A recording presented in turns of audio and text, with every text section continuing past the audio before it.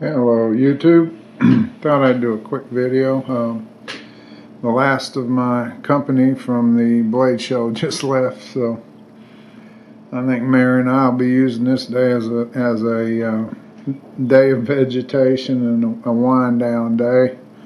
Had an absolutely wonderful time. Got to visit a lot of really neat people as always, and I'm pooped to say the least. Thought I'd give you a quick update on a couple of blades here. This is the blades that were cut from the Cowry X. George was kind enough to help with these, and we tempered them according to the instructions we got from Jantz, and we went for the maximum hardness with these. We decided if you're going to have a premium steel, go ahead and go for the gold, as they say. Cliff had wanted these ground thin, so it's very high hardness. We estimate, and we're guessing, we don't have a Rockwell tester, but according to the heat treat that we use, these should be around 67. They're ground down. And as a note, I will not be sharpening these by power at all. These will all be sharpened completely with stones by hand, oil stones. I don't want to take any chance of burning or anything like that at all. And right now, let's see, in inch fractions. Right at the edge of the tip, we've got 1/64th, and if we change that in millimeters, that is 0.59, and in inch fractions, it's 0.0235. So let's go back to millimeters here. And let's try on right next to the back here.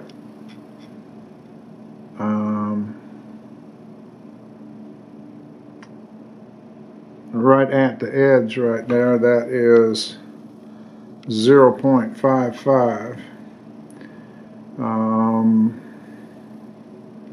Right there is about 1.03.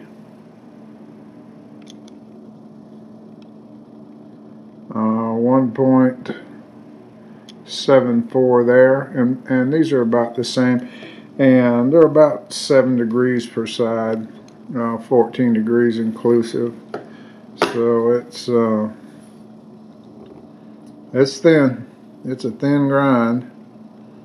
The light is playing tricks with this. It looks like it's ground way off to the side, but trust me, it's not. It's just the way the light is hitting up. It's a very overcast day, and I've got a lot of lighting on one side and none on the other, so it kind of makes it look wonky there.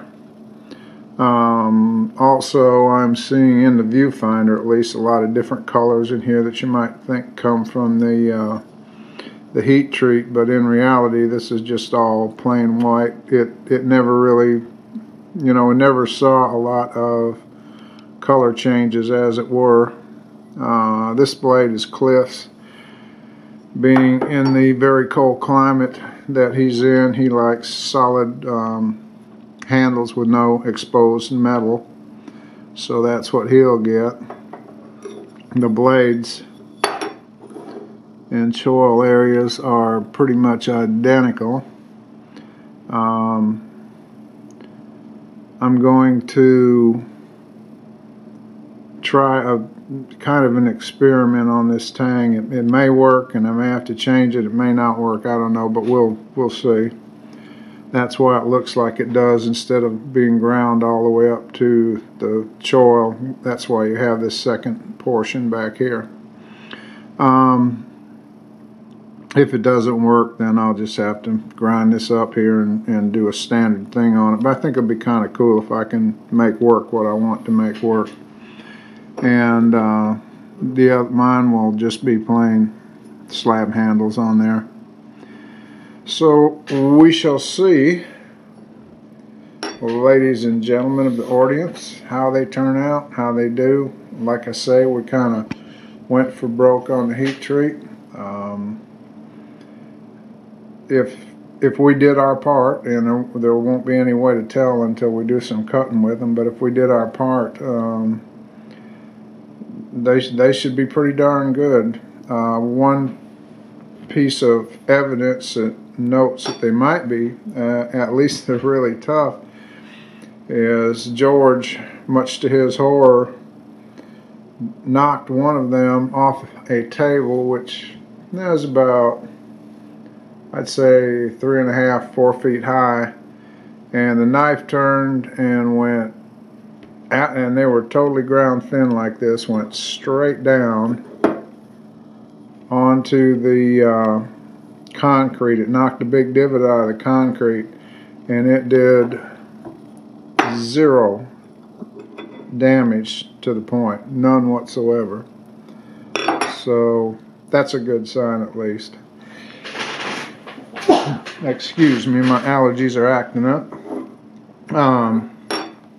So we'll see what they do. I'll get some handles on these and make a couple Kydex sheets for them, and we'll get them into testing, see how they do. But it was really a pleasure to, to grind them out and make them up with George and heat treat them and everything. It's going to be fun to see what they'll do. I hope they'll do well.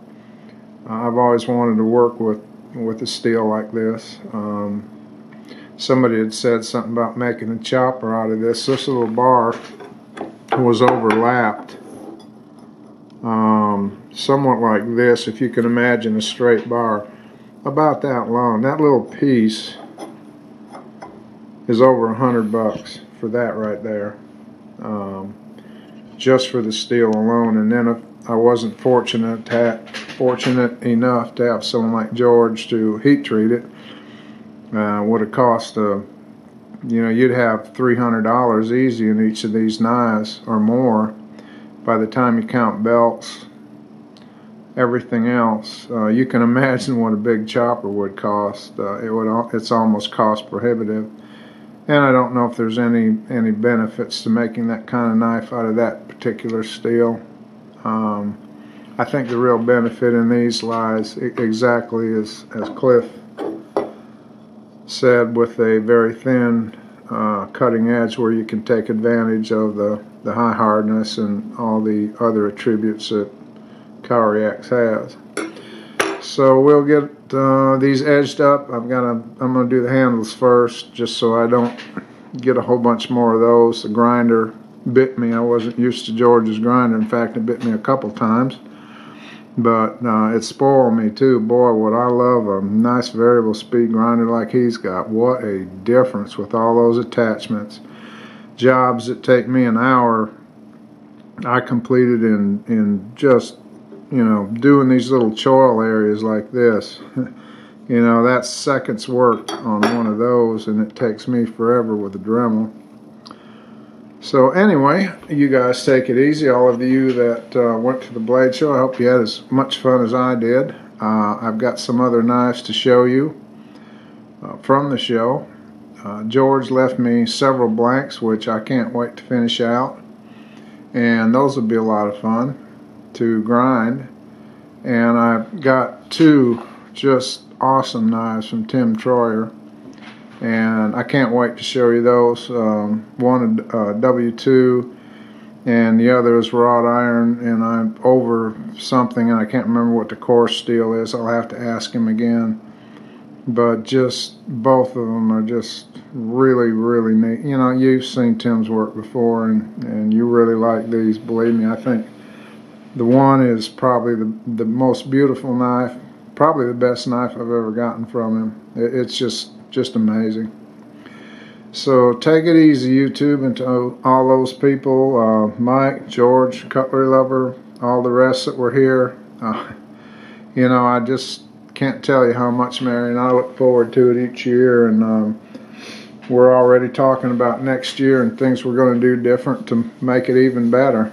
And it's you know, it's kind of a highlight for us. So no matter what goes on, no matter what happens, you know, I just want you guys to know that it's just not the same if you're not here. It just would be a real letdown. So you're always welcome, and we got plenty of room, and we'll always make room for more. So take it easy, and we will talk to you later.